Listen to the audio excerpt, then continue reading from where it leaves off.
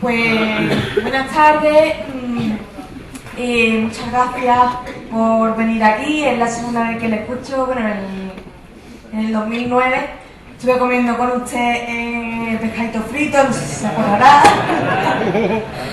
pero yo me acuerdo muy bien de usted. Y estoy muy agradecida y supongo que todos estamos muy agradecidos de que esté aquí dándonos estas lecciones de positivismo, porque la verdad es que a mí me sirve muchísimo y creo que es necesario en el movimiento. Y bueno, yo tenía una pregunta que seguramente ya le habrán hecho anteriormente en estos últimos días, y es sobre estos intentos de cambiar la ley, el Código Penal. ¿Qué opinas sobre eso? Porque yo pienso que en parte puede hacer que mucha gente que no se haya unido antes al movimiento ahora lo haga porque está realmente indignada por estos ataques sobre la democracia. Y por otro lado pienso que puede haber gente que sienta miedo, pero me parece que el movimiento, si algo se caracteriza, es falta de miedo por eso mismo que he comentado anteriormente, el tema de estar ahí, de estar en la acampada, a pesar de que hubieran dicho que no podíamos estar. No me acuerdo qué fecha era exactamente las elecciones, vale. El día 22, ¿no? ¿22 de mayo fue? Sí. 21-22, ¿no?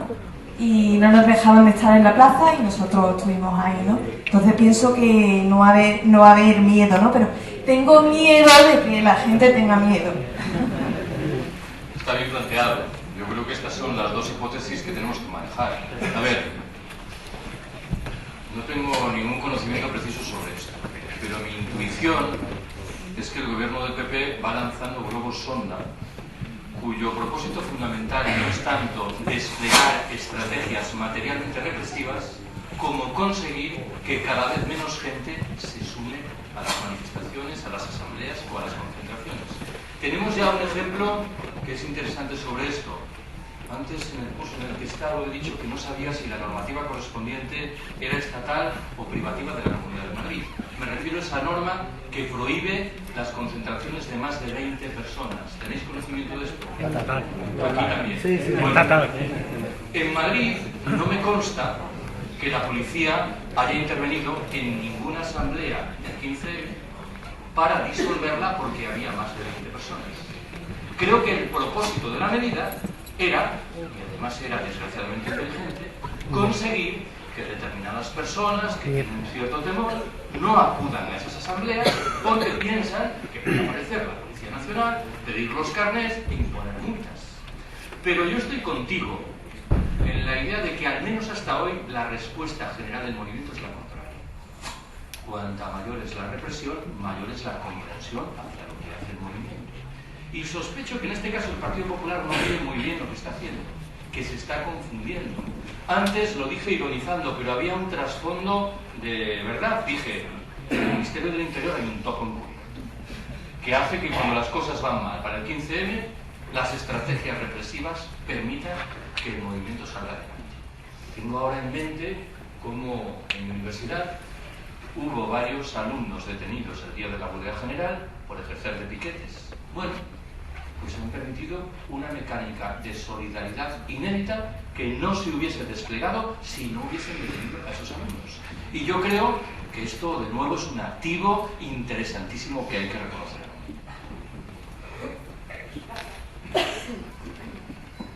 Buenas. Hola. ¿Se oye? Sí. Bueno, primero muchas gracias por venir y sobre todo por la dosis de positivismo, que creo que es importante. Se han hablado de muchas cosas y yo quería relacionar algunas de las que ha comentado. Considero, esto es una perspectiva personal, que es muy importante la gente, que se sube más gente al movimiento. Y en una de las cosas que comentaba decía que considera que las reivindicaciones del 15M no se van a conseguir, muchas reivindicaciones o pequeñas reivindicaciones, los gobiernos, las autonomías, los ayuntamientos no las van a llevar a cabo. y lo veía como algo positivo, es decir, eso es positivo porque a veces conseguir ciertos objetivos acaba con el fin de los movimientos. Es decir, si conseguimos ya una de las reivindicaciones, por ejemplo la reforma electoral, es como, bueno, ya hemos conseguido algo, se puede diluir el movimiento.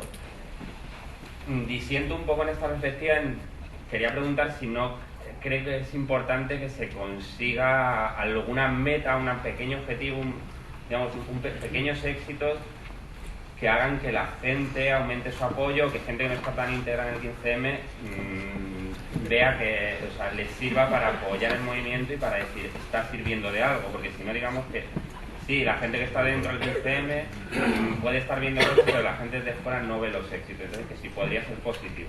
¿No traes ustedes? Podría serlo. Lo que ocurre es que en este caso me parece que no corresponde aplicar el código de ser optimistas o pesimistas. Me parece que la realidad es la que es. Y no hay ningún motivo sólido para concluir que nuestros gobernantes van a aceptar nada de lo que estamos pidiendo, ni siquiera lo más liviano. Y hay, en cambio, muchos motivos para concluir que se van a cerrar en banda, desplegando estrategias cada vez más agresivas. Por eso, aunque entiendo que lo que planteas es una propuesta muy serena y merecedora de ser escuchada, el horizonte objetivo lo que hace es propiciar el segundo de los grandes proyectos que atribuía antes al 15M. Construyamos espacios de autonomía.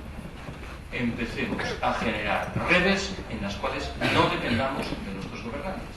¿Esto implica dejar de formular propuestas? No. Significa que la segunda de las tareas es vital. No podemos permitirnos abandonarla, porque esa es nuestra apuesta principal en relación con el empleo. Creo que al final nos encontramos ante una curiosa paradoja. A ver, yo tengo muy buena relación y al mismo tiempo intercambios dialécticos muy duros con un puñado de economistas más o menos vinculados con el movimiento que despliegan un discurso claramente socialdemócrata, cuyo horizonte mental se circunscribe a la necesidad de reconstruir el estado del bienestar. Bueno, mi tesis es que paradójicamente su posición es infinitamente más utópica que la nuestra. No sé cómo ellos mismos no se percatan de lo que están haciendo. Claro, dicen, tenemos que gestar un gobierno planetario. Hombre, Estamos todos de acuerdo, un gobierno planetario, ni más ni menos. Bueno, nosotras tenemos que apostar por la realidad material de esos espacios de autonomía que están aquí al lado. Y si luego viene algún regalo de nuestros gobernantes, pues mejor que mejor. Porque asumo que lo que dices tiene un fundamento cierto. Hay determinado tipo de persona que tiene una cultura muy eficacista de corto plazo, que considera que estos movimientos solo tienen sentido si consiguen algo ya. Entiendo. Me parece que no es una perspectiva inteligente, pero yo la respeto porque entiendo que es racional y que merece ser respetada. Pero creo que en este caso, paradójicamente, quienes hemos pasado de siempre por ser los utópicos somos infinitamente más realistas que quienes nos critican desde determinadas posiciones. Gentes que siguen pensando, por ejemplo, que va a llegar a un procedimiento de liberación de la mano de las cúpulas de comisiones obreras. Cada cual es muy libre de razonar como quiera, pero algunos ya cerramos esta página bastante.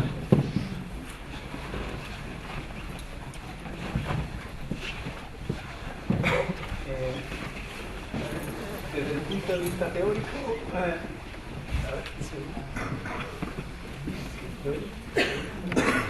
da igual. ¿Cuál sería el impacto del movimiento sobre la noción o el concepto de partido político? En el sentido de cómo se gestaría la nueva representatividad o algo así, no sé muy bien cómo decirlo. Y una menos teórica, más particular, que tiene que ver con una necesidad mía de escucharle a usted hablar acerca de sus críticas o sus sospechas acerca del partido político equo. Lo que dices es mi sospecha. Bueno, empiezo por lo último. No me gusta mucho formular observaciones sobre fuerzas políticas precisas. Pero no me escondo, yo soy un libertario no creo en los partidos. Digamos que arrastro preconceptos, prejuicios, pero prefiero ponerlos por delante. Tengo muchos amigos que militan en partidos y que me parecen gente muy respetable. Lo que ocurrió con ECO al calor de las elecciones del pasado mes de noviembre fue bastante decepcionante. Mi tesis es que ECO repitió el viejo esquema de intentar calcular cuál era el procedimiento que permitía hacer máximos los votos y corrigió su programa pensando en eso. Yo creo en el decrecimiento, en la idea de que en el norte opulento hemos dejado muy atrás las posibilidades medioambientales y de recursos, de tal manera que tenemos que reducir nuestros niveles de producción y de consumo en virtud de un proyecto colectivo y socialista. Bien. Cabía pensar que una fuerza política de contenido fundamentalmente ecologista abrazase esto, y el silencio de ECO al respecto era irritante. Y creo que la única explicación es la que acabo de proporcionar hace un momento. Un cálculo electoral de que lo del decrecimiento era un mensaje demasiado radical que iba a alejar a presuntos votantes que ECO intentaba conseguir en ese espacio que media entre Izquierda Unida y el PSOE. En ese terreno, dicho sea de paso, Izquierda Unida fue más rápido. En la parte inicial, un poco retórica de su programa, incorporó la propuesta del decrecimiento, aunque, si no me equivoco, no la mencionaba con este nombre, pero poco importa. Claro, el problema era que cuando llegaba el resto del programa, lo del decrecimiento no aparecía por ningún argumento. Pero la única interpretación era que en Izquierda Unida había una colisión entre dos grupos de presión. Uno decrecentista, que había conseguido al menos colocar esa declaración programática, y otro, nada decrecentista, que había mantenido esa declaración. Con respecto a lo primero, vamos a ver. En el movimiento del 15 de mayo, en relación con el juego político y la democracia, hay tres posiciones. Hay gentes que creen en la democracia delegativa o representativa, las elecciones, la democracia liberal. Hay gentes, en segundo lugar, que aparte de creer en eso, reivindican el despliegue de fórmulas de democracia participativa.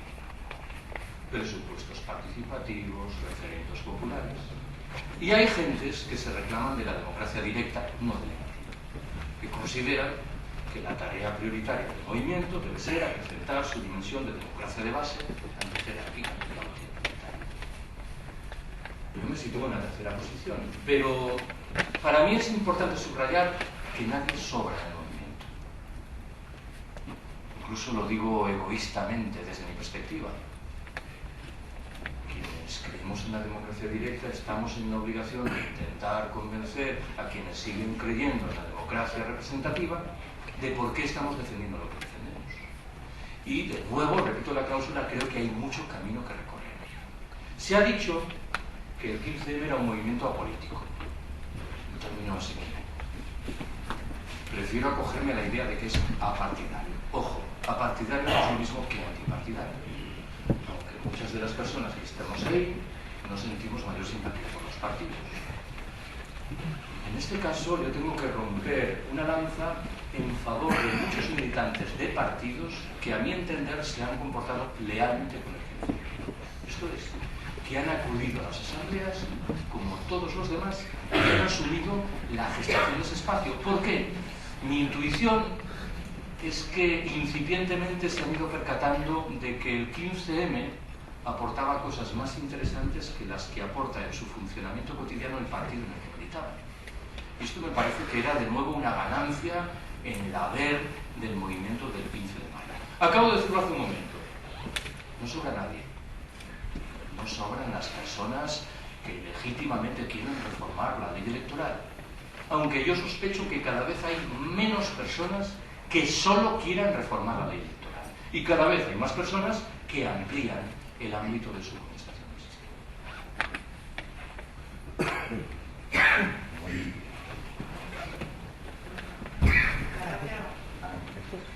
Hola. Tardan un segundillo en Bueno, te hablo así. Ahora, no, mi pregunta es sobre el tema de, ¿cómo ves el tema de que si la acción no violenta es irrenunciable para el movimiento y también si no es también una de las características que ha hecho que vaya adelante? Me parece innegable. confesaros que cuando voy por ahí adelante no me encuentro con ninguna discusión dura con gente del movimiento, excepto cuando surge esto, y hay quien dice que el movimiento antes o después tendrá que pensar seriamente en desplegar estrategias violentas. No se trata de negar que ese debate es legítimo, es que me parece que anticiparlo hoy indica poca percepción de los problemas reales que tenemos que encarar. Y claro, aquí hay un problema adicional que es la determinación de qué es la violencia. Ahora descubrimos que la resistencia pasiva es una forma de violencia. Pues claro, uno tiene que decir que tal y como van las cosas, uno es ultraviolento, ¿no? Gandhi es violento. Creo que hasta hoy el movimiento ha sacado claro partido y ventaja de su actitud no violenta. Ahora, no me engaño. El movimiento dirá que es un movimiento violento igual, lo sea o no lo sea. El código de funcionamiento del sistema es ese. Me viene ahora a la memoria que el país, este filantrópico diario, en las 2 semanas anteriores a las elecciones del 20 de noviembre, incluía todos los días una entrevista con un famoso, con un famosillo, y siempre había una pregunta sobre el 15, y yo iba ahí a ver qué decían. Y todos decían lo mismo. Decían, sí, a mí me parece que está bien, yo simpatizo, aunque ha habido algunas cosas últimamente que no me han gustado mucho. ¿Qué cosas porque yo no sé muy bien. Ha calado la idea de que el movimiento tenía un... Estemos preparados para eso, porque el relato será el que tienen ya previsto. Hola, buenas tardes. Mi nombre es Rafael. Que referente a eso de la desinformación o contrainformación, yo recuerdo que muy al principio achacaban al 15M que había en la plaza demasiada gente, ensuciaban las calles, habían chinches, no se lavaban, no eran gente de orden, sobraba gente, tanta gente en la calle en un contexto de elecciones. Y yo creo que a más de uno de esos contertulios se quedan fuera de juego. Referente al tema de la lucha por la inmigración y los derechos humanos, aquí en Málaga, en el mes de agosto, julio-agosto, se libró una lucha en las puertas de un centro de entrenamiento de extranjería. Digo el caso Busian. Es un argelino que mantuvo el 15M defendiéndolo desde fuera y desde dentro, y fueron gente del 15M y gente de las asociaciones pro-inmigrantes atacadas desde esa violencia de Estado. Ellos tienen el monopolio del palo y de la zanahoria, de los globos sonda y de la política preventiva. Referente al tema de las nomenclaturas, etiquetas y demás, las posturas revisionistas, reformistas, revolucionarias, ¿no quedan ya un poco desfasadas cuando ese pueblo toma conciencia de ser pueblo y de saltar a la calle para ocupar esa calle para demandar algo más que una promesa, una realidad de cambio? Este debate de las etiquetas y de los fines, hace 2 semanas lo tuvimos en nuestra asamblea de Cartera Cádiz, y yo solté un comentario más. Somos un movimiento revolucionario, perofláuticos, fotoestéticos, ¿o qué? ¿O somos altermundistas? ¿O somos filantrópicos? Es que los movimientos son lo que quieran decidir las personas que sean. Aquí nadie sobra. Yo, por desgracia, he estado en una cierta cultura partidista. He sido parte de una asamblea de parados y me han utilizado esos partidos clásicos. Por desgracia, hay partidos políticos que utilizan a los parados, ese dolor del paro y del desempleo, para sacar rédito político y votos, porque yo lo he vivido en primera persona. Y también hay ciertos partidos políticos que han conseguido réditos políticos en conseguir un concejal o conseguir un diputado nacional. Aquí en Málaga hemos tenido un caso bien claro. Alberto Garzón, economista del movimiento ATAC, gracias a la realidad de la calle del 15M, ha conseguido un acta de diputado en el Parlamento Nacional. El 15M debe ser algo más que arrancar un voto o arrancar una decisión. Hay que cambiar muchas cosas, nada más. Bueno, vamos a ver. Tengo 4 semanas podemos defender gloriosamente a nuestros perros flautas. El sistema puede hacer lo que quiera demonizando fácilmente a esas gentes. Pero esa gente está también en el movimiento. Y somos nosotras. No tiene nada que ver con esto, pero me viene a la memoria que hace unos años en Ourense vi como un perro flauta que estaba con 4 perritos, mantenía una conversación con uno de ellos. Y le decía literalmente: vamos a ver, Pedro, tú y yo esto ya lo hemos hablado. Y tú no lo puedes volver a hacer. Y el perro pone una cara humana de resentimiento. Segundo, no es una cosa de la que me guste mucho hablar, pero de vez en cuando uno tiene que decirlo. A principios del año pasado hubo mucha gente que hoy a menudo se atribuye una especie de portavocía o representación del 15M, que apostó por una cosa que se llamaba mesas de convergencia. Era el proyecto de siempre de la izquierda tradicional, con el apoyo de los 2 sindicatos mayoritarios. Esa gente, por lógica, hubiera debido anunciar una autocrítica el día 16 de mayo, porque lo que emergió era claramente mejor que lo que proponían. No era el proyecto cupular de siempre. Ahora bien, esa gente se desenvuelve mal en un escenario en el que no hay lugar para el faloseo, en el que no hay dirigentes importantes, porque precisan inexorablemente ese tipo de representación. Tercera de las observaciones. Has puesto un ejemplo que me obliga a identificar otra carencia del movimiento. La presencia de inmigrantes en las filas no es muy sólida. Supongo que la explicación en realidad remite a lo de la precaria presencia del movimiento en el mundo del trabajo. Aunque en este caso estoy obligado a subrayar que determinadas iniciativas colaterales del 15M, la campaña de obstaculización de los desahucios, sí que tiene que ver con muchos inmigrantes por razones obvias. Cuarta y última observación. Has dicho algo que para mí es muy importante. A ver, antes mencioné a los cenizos. Me parece que no es una palabra muy de uso para mí. Aquí se usa malaje. Bueno, cuando yo escucho críticas contra el 15M, mi respuesta inmediata es: dentro del movimiento, dilo ahí en la asamblea, porque ahí no sobra nadie, falta gente, y el movimiento está necesitado de las críticas. Esta perspectiva de quien habla desde fuera siempre me ha parecido sospechosa. Cuando hablemos del movimiento, hablemos en primera persona, porque es nuestro movimiento, el de todas, naturalmente que sí. Pero no analicemos las cosas desde la barrera, señalando esto o lo otro.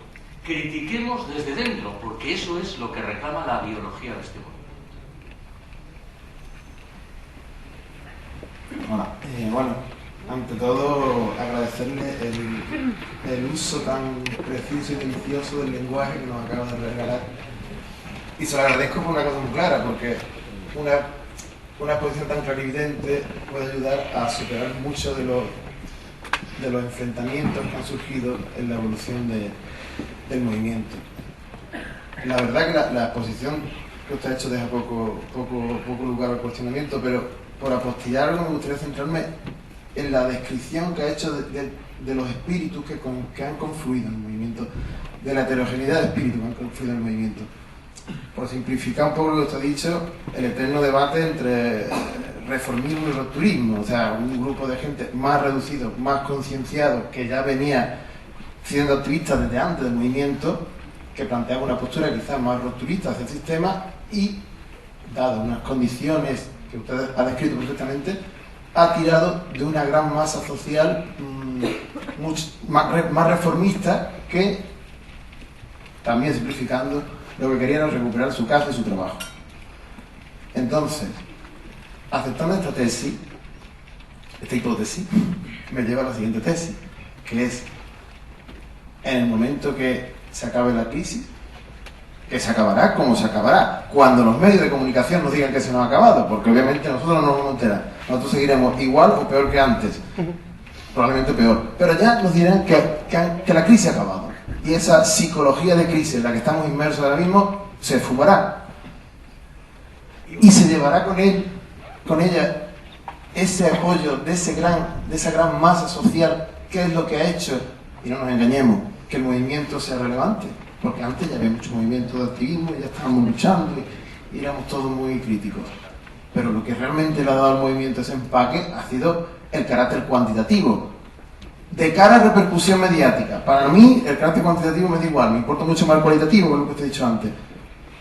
Pero el futuro del movimiento estará ligado al futuro de la crisis, tristemente al futuro de la crisis. Gracias. Bueno, hago dos observaciones preliminares. La pregunta principal. No es una tesis que pueda fundamentar de manera sólida, pero cada vez me acosa más la idea de que el 15M funciona paradójicamente mejor allí donde, pese a lo que he dicho en su momento, los movimientos sociales críticos no eran particularmente fuertes con anterioridad. Me explico. El 15M ha funcionado mejor en Madrid que en Barcelona, cuando la teoría decía que los movimientos sociales barceloneses eran mucho más sólidos y activos que los madrileños. ¿Por qué? Porque el 15M en Madrid irrumpe como una genuina novedad, y en cambio en Barcelona no lo está. Se percibe como algo que llueve sobre mojado. En Madrid empieza a forjarse una especie de categoría de descripción de cada una de las asambleas de barrio. La de Vallecas es la de los del metal. La de Lavapiés es lo de la Universidad Nómada. Lavapiés, bien lo sabéis, es el barrio madrileño con mayor ebullición asociativa en el ámbito alternativo. Y sin embargo, el 15M no ha acabado de cuajar aquí. Y esto merece alguna explicación. Creo que no ha acabado de cuajar, entre otras razones, porque en su interior, en la asamblea de barrio, se han reproducido muchos de los códigos heredados de confrontaciones internas entre los movimientos sociales críticos. Está un centro social, Tabacalera, enfrentado a otro, Casablanca. Y yo me imagino que el ciudadano de a pie, de Lavapiés, que acude a una asamblea de ese tipo, no se entera de nada. No podemos permitirnos esto. Segundo, a ver, yo no he dicho que los movimientos sociales críticos han tirado de los jóvenes indignados.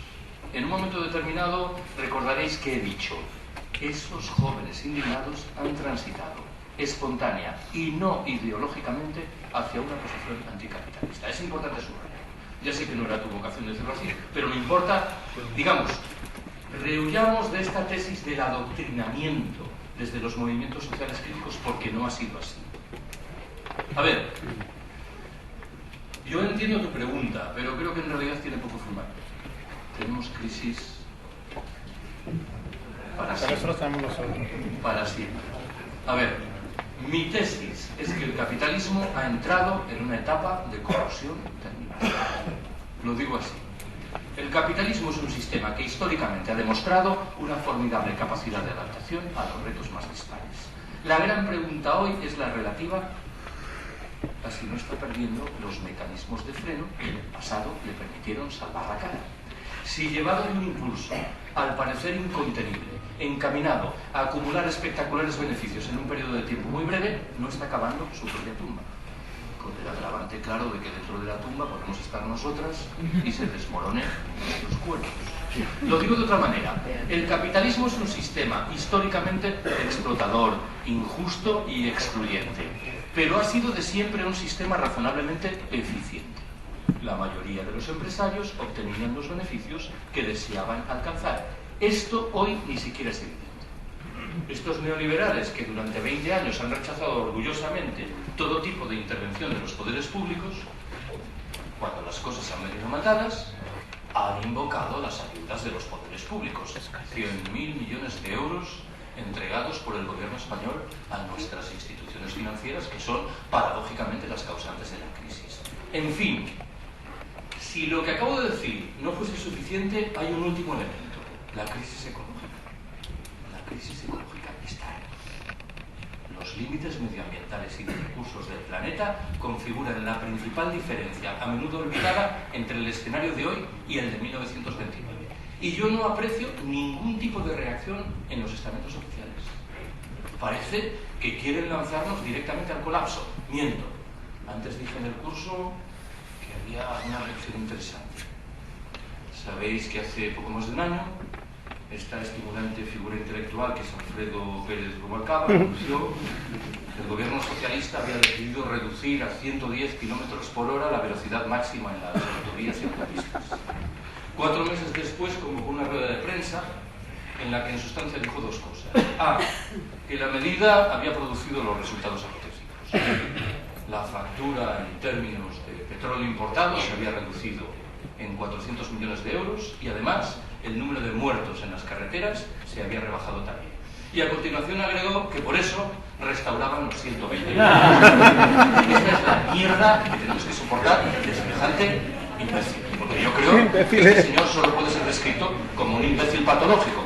Y esta es la confianza de la transformación futura del país. Aunque claro, alguien dirá cargado de razón que el Partido Popular está sopesando la posibilidad de ampliar la velocidad. Bueno, aquí no hay ninguna conciencia de nada. Por eso es cada vez más urgente que ese proyecto de gestación de espacios de autonomía busque salir del capitalismo cuanto antes. Por eso digo que me parece que tenemos crisis para rato. En realidad la crisis es función del sistema. Y agrego, el concepto de crisis es un concepto nuestro, del norte opulento. No nos engañemos con esto. Solo puede vincularse con una visión cíclica de los hechos. Bonanza, recesión, bonanza, recesión. En el tercer mundo lo de la crisis no se percibe, porque no hay bonanza, recesión. Hace años le pregunté a un amigo uruguayo cómo llevaban la hiperinflación, hace muchos años. Cómo llevaban el hecho de que el pan costase 10 por la mañana y 12 por la tarde. Y me dijo, bueno, nosotros en Uruguay vivimos, no es cierto, en una situación de bancarrota estable. Por eso digo, lo digo en serio, tenemos crisis para rato. Lo has hecho de todas maneras bien. Igual asistimos a una escenificación de un fuego de artificio que aconseja concluir que hemos dejado atrás la crisis para volver inmediatamente a él. Creo que este es el horizonte que tenemos. Por eso el movimiento me parece que por aquí no corre mucho riesgos. Comentar que nos queda, si podemos aquí hasta las 10 de la noche, tenemos 7 turnos de palabra y creemos que lo vamos a tener que cortar, que hable la gente que tenemos apuntada. Yo seré malo. Y que seamos concretos en las preguntas y en los comentarios y en las respuestas. Y que bueno, que eso, que ya para la próxima pues tendremos más tiempo. En bloque, vale. Hola, Carlos. Bueno, una pregunta sobre tu punto de vista sobre un tema que he echado en falta, que ha sido la influencia del 15M sobre otros países. Por ejemplo, tenemos el caso del Occupy en Nueva York, que surgió varios meses después. Y Londres. Tenemos el caso de Inglaterra. Aquí hay una amiga de Manchester, que todo el mundo sabe que está en Francia. Y de hecho tuvo un nombre que era Spanish Revolution, ¿no? Y hubo en el diario Times, creo, por Facebook lo vimos, no todos, ¿no? La Plaza de Sol fotografiada llena de gente por muchos periódicos de Europa. Y que eso creo que ha sido una de las grandes virtudes del 15M de aquí, ¿no? ¿Y qué opinión te merece?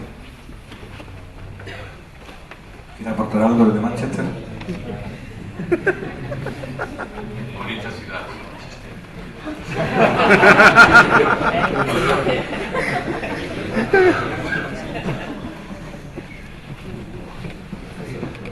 Bueno, pues voy respondiendo. A ver, debo confesarte que soy un poco escéptico en lo que respecta a la influencia externa del 15. Y me parece que también aquí ha habido una especie de discurso mediático entre nosotros de tono un poco nacionalista, es decir, por fin estamos en cabeza del planeta. No lo afirmo de manera taxativa. Claro, cuando uno lee un par de libros sobre el movimiento norteamericano, descubre que allí del 15M no se habla nada. O en el mejor de los casos hay alguna mención ritual hacia todo el planeta. Y en realidad yo creo que debemos escarbar en una perspectiva distinta. A mí me parece que el 15M en particular, el conjunto de la sociedad española en general, no está a la altura del deber solidario. Grecia, Solo reaccionamos cuando nos toca a nosotras. Es verdad. Y lo que está sucediendo en Grecia es tan indignante que debiéramos estar permanentemente en la calle en solidaridad con Grecia. Por eso me parece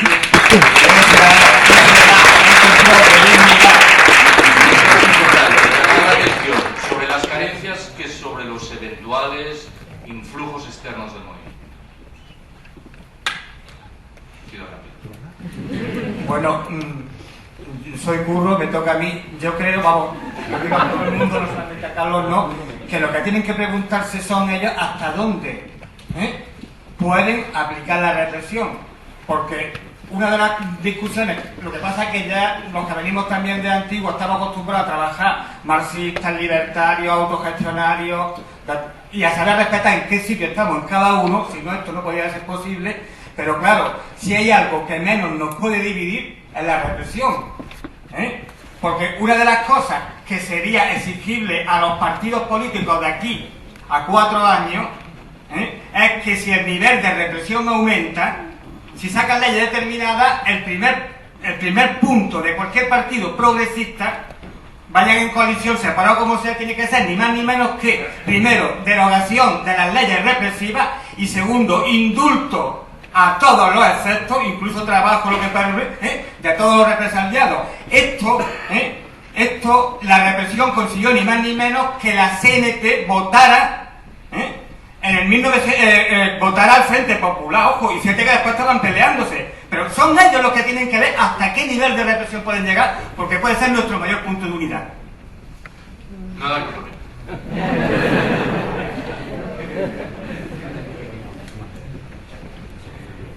Caballero, que vaya, ahora me toca a mí, no sé si será ahí o será otro. Ya a mí me toca. Carmen.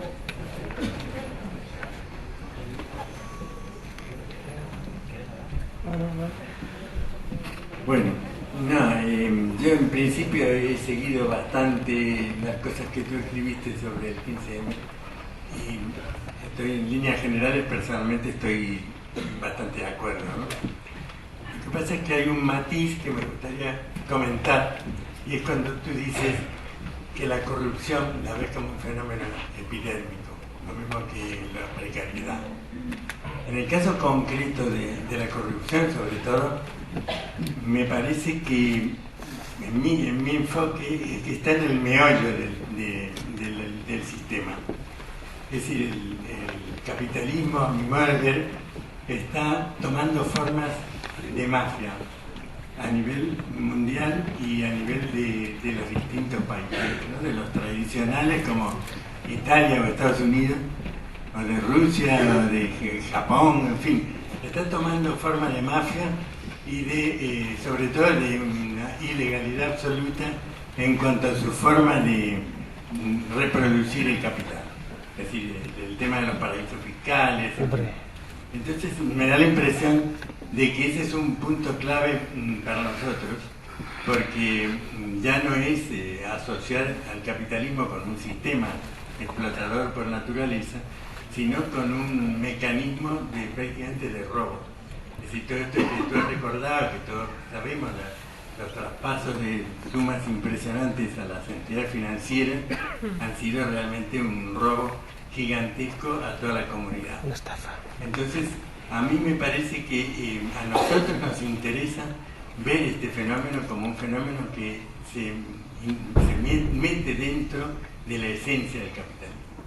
Yo creo que la precariedad es un poco la otra cara de este tema, pero vamos, lo que me parece más importante es el... Bueno, está bien pensado. Está claro, creo, cuál era mi intento.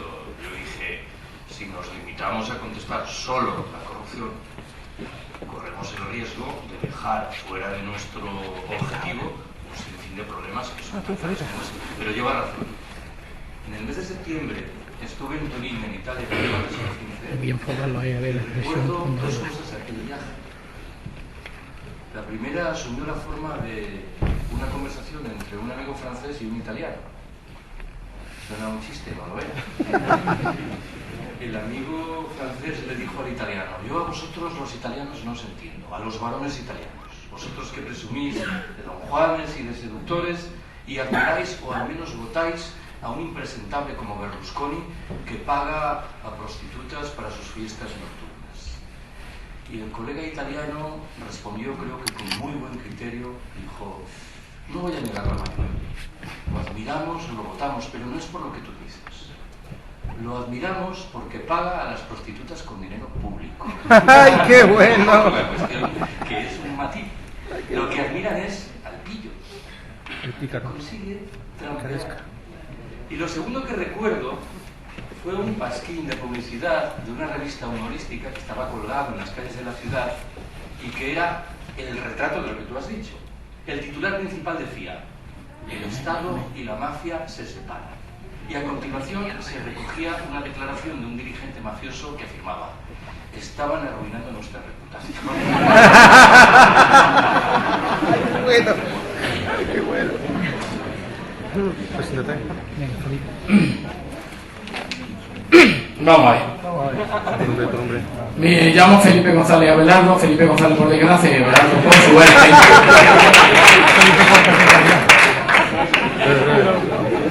Yo no creo en los partidos políticos, yo creo en el unido político. Es una cosa muy rara que solo pienso yo eso. Yo soy más anarquista que comunista, pero si tenemos en cuenta que la anarquía es comunismo libertario, ¿será esto lo mío?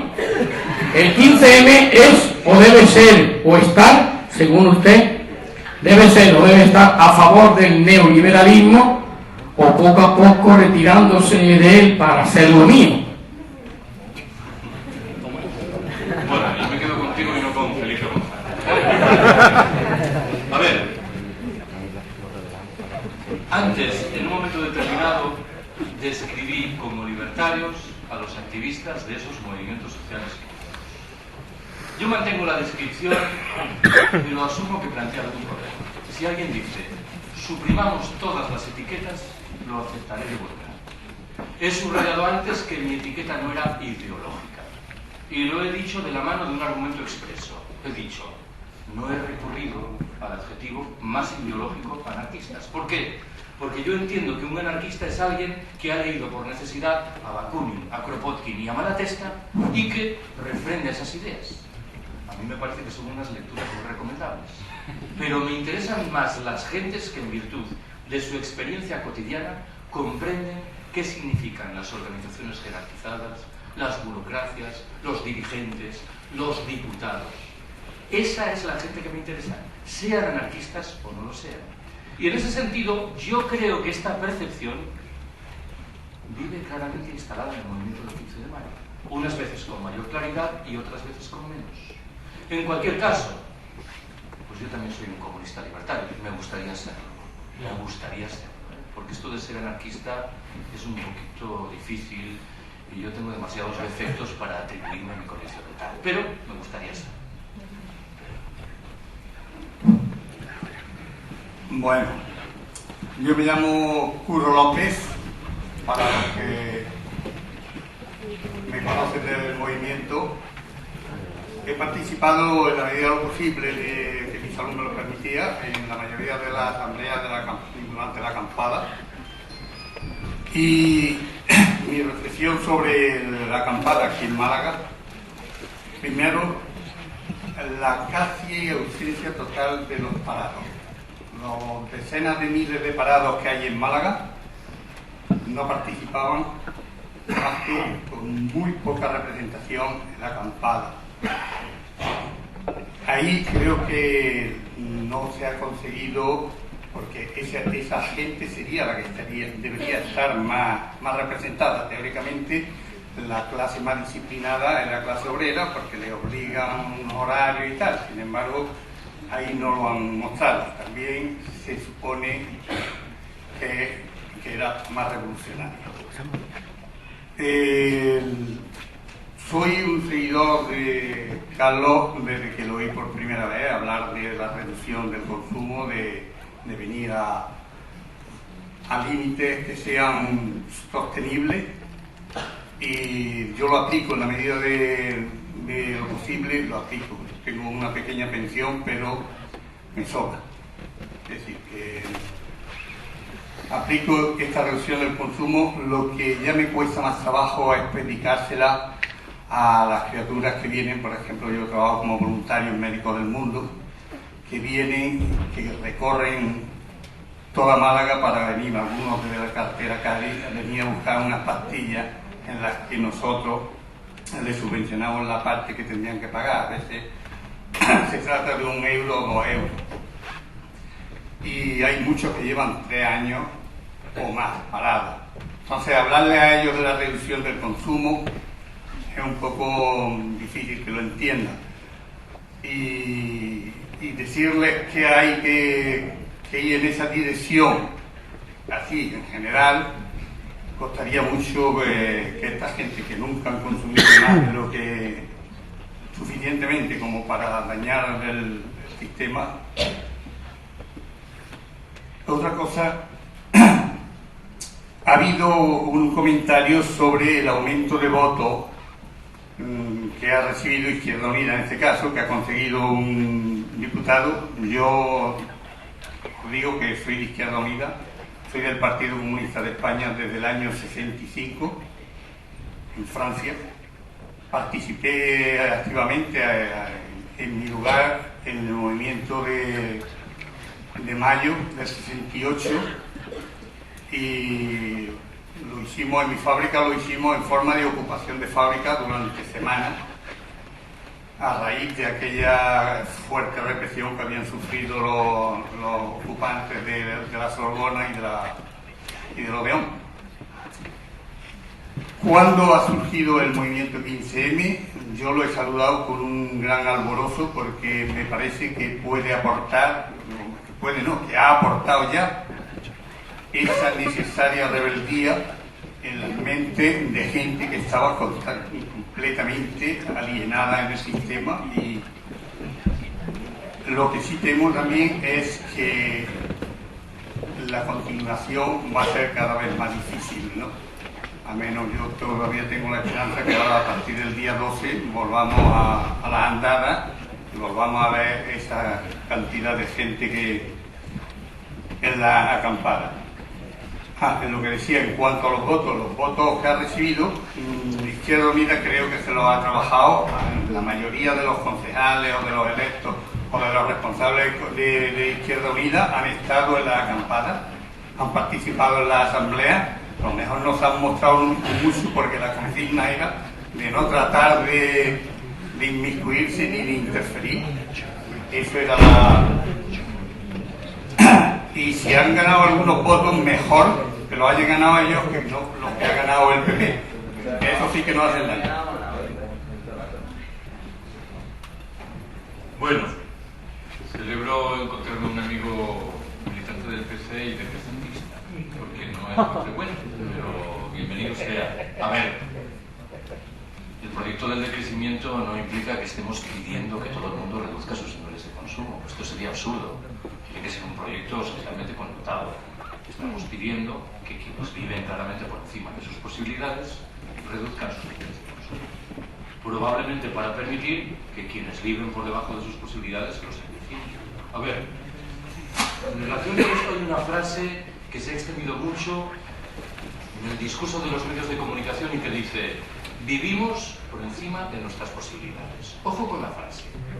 Si quien la pronuncia antes ha enunciado una crítica del orden existente, de la ignominia de nuestros gobernantes, de su respaldo miserable a las instituciones financieras y después nos pregunta si hemos vivido por encima de nuestras posibilidades, yo aceptaré de buen grado responder que sí. Ahora bien, si no se ha asumido antes esa crítica, la pregunta en sí misma es ofensiva. Quien ha vivido por encima de sus posibilidades es el señor Botín. Aunque yo debo confesar que siento piedad por el señor que se ha apellida así. Qué pena. Tampoco puedes pedirle mucho a un señor que lleva ese nombre. No tengo muchas ganas de entrar en confrontación sobre lo de Izquierda Unida. Me limito a recordar que ahí no todo es oro lo que reluce.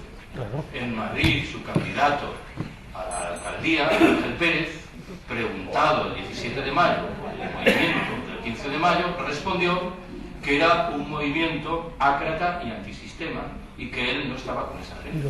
Bueno, pues él sabrá. Aunque yo creo que celebrábamos que no estuviese con esa gente. Y a Cayo Lara. Es como, no tiene nada que ver con tu pregunta, pero permíteme el exabrupto. Juan Luis Cebrián, del diario El País, del Grupo Prisa, cuando le preguntaron en una entrevista qué pensaba del 15M, dijo escuetamente: a mí no me representa. Lo cual era un grave problema para todos nosotros. Nuestro objetivo fundamental, todo el mundo sabe que era representar a Juan Luis Cebrián. ¿Y a Cayo Lara echarle un agua en un embargo? ¿A Cayo Lara? ¿Echarle un agua? ¿En un acto de...?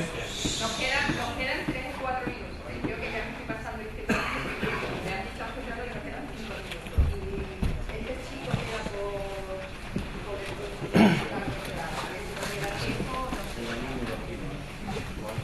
Hola. Sí. Si el curso de la historia es como una balanza, ¿hacia qué lado tendrá más peso? ¿Nuestra utopía? Bueno, utopías. ¿O la otra utopía, que es el capitalismo, agresivo o no? Porque teniendo en cuenta que nuestra utopía tiene que tener a toda la población para apoyarla, en cambio la suya no. Lo tenemos difícil, pero esto ya lo sabíais, ¿no? Esto es una evidencia. Pero de todas maneras, veamos las cosas con alguna perspectiva. Estamos mejor que hace un año, al menos en lo que respecta a los movimientos de resistencia. El escenario general, sin duda, peor. A ver, antes en el curso me ha venido en un momento a la memoria una canción anarquista francesa del siglo XIX que retrata con ironía uno de los dos problemas. En uno de sus trechos dice: vamos a abolir el capital. Pero claro, si abolimos el capital, ¿quién nos va a pagar el salario del lunes? Esta perspectiva de quien, por un lado, parece dispuesto a dar el paso principal, pero no interpreta que una vez dado ese paso principal cambiarán rápidamente y para bien muchas cosas, creo que es complicado. Que tenemos que partir de la presunción de que si empezamos a dar pasos, muchos de esos problemas que nos parecen infinitamente inabordables, tal vez no nos resulten tan inabordables. Pero en fin, la balanza hoy por hoy en una casa de apuestas provocaría que se pagase mucho más la nuestra que la del porque nuestras posibilidades no son muchas, tanto más cuanto que lo del colapso parece cada vez más cerca. Ojo, entre mis colegas hay mucha gente que piensa, con un argumento visiblemente realista, que nuestra única posibilidad llega de la mano del colapso. Será la única posibilidad de que la abrumadora mayoría de nuestros conciudadanos se den cuenta de lo que está pasando. Pero ojo, el colapso es muy mal consejero. Implicaría una multiplicación tal de los problemas que nuestra posibilidad de resolverlos se reduciría. Bueno, yo creo que se me escucha de aquí. Yo mi cuestión va por la línea de que yo tengo un miedo, y es que a medida en la que voy viviendo el proceso del movimiento veo que de manera progresiva se va radicalizando, entendiendo radical desde el buen sentido de la palabra que muchas comprendemos aquí. Pero en ese proceso de radicalización me da miedo la sectorización del propio movimiento y que eso deje de tener una vista, una estética que de alguna manera sea inclusiva para el resto de personas que esperamos se vayan concienciando. Entonces, mi duda va en el sentido de cuáles son o deben ser los formatos de lucha o activismo que de alguna manera nos pierdan esa inclusividad. Y luego, por otro lado, mi compañero quería saber qué pasa si nadie vota. ¿Qué? Si nadie vota.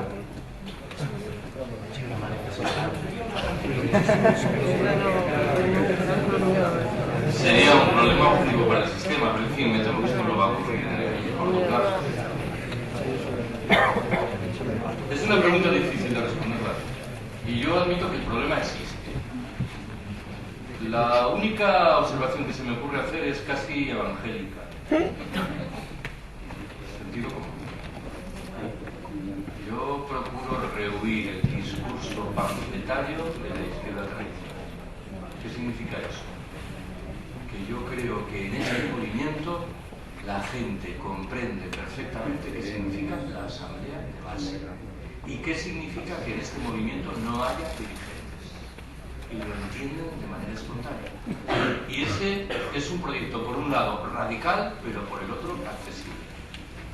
Hay algo que se mueve en nuestro provecho, y es el fracaso de las opciones alternativas.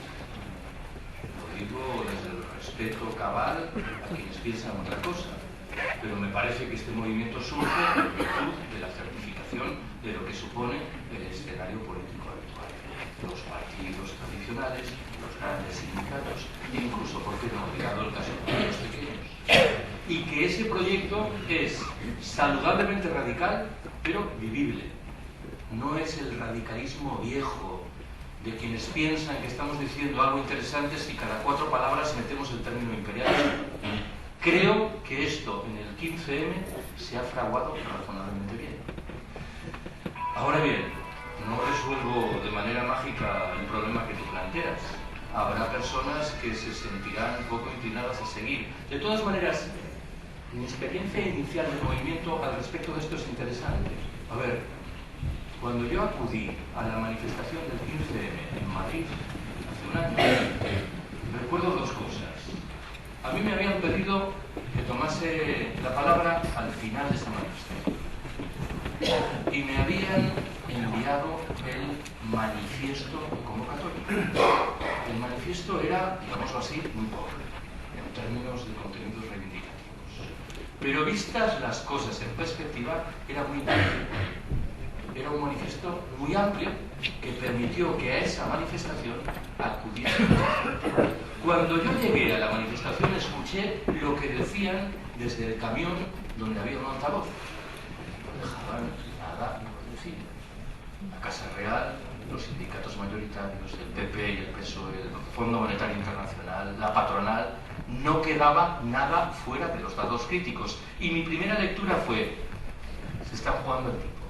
Muchas personas con un discurso muy neutro que han venido aquí para expresar su disidencia general y vaga con respecto al sistema se van a marchar. Disidentes. Nadie se marchó a su casa. ¿Qué quiere decir esto? Que el escenario era propicio para una contestación mucho más radical. Mi temor inicial al subir al camión es, va a ser muy radical lo que voy a decir.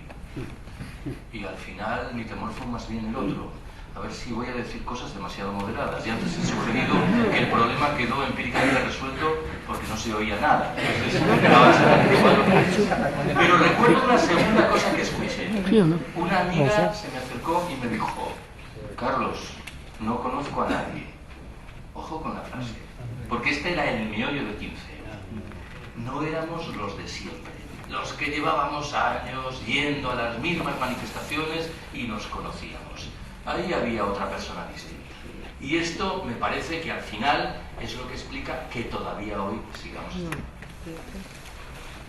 Bueno, pues nada, ya hemos terminado.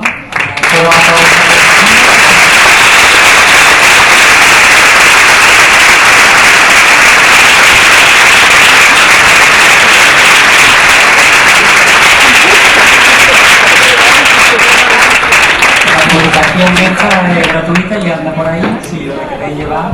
Una pregunta sobre eso, perdón. ¿Quién fuera pasado si fuera puesto un doble u otra cosa? Yo creo que todavía podemos continuar. No pasa nada.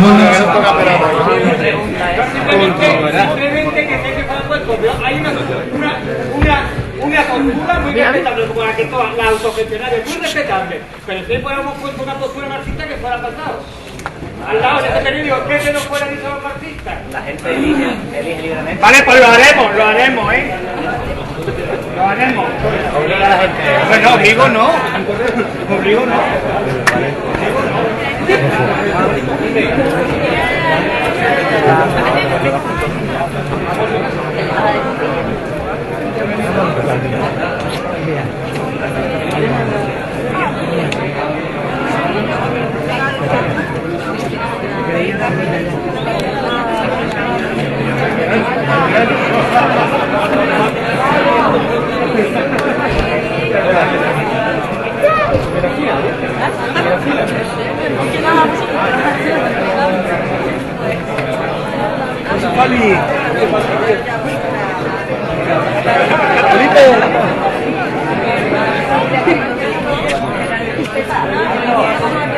Qué grande, Felipe, qué grande.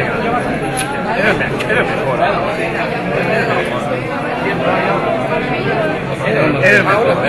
Eso no sirve, yo soy el peor. Soy el peor, el más malo. Lo que pasa es que siendo el más malo, es lo que digo. Venga. Cuidado. Adelante.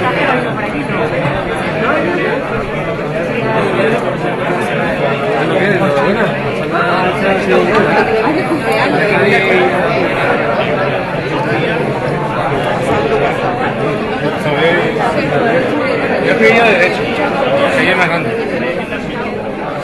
Voy a para allá, voy a para allá.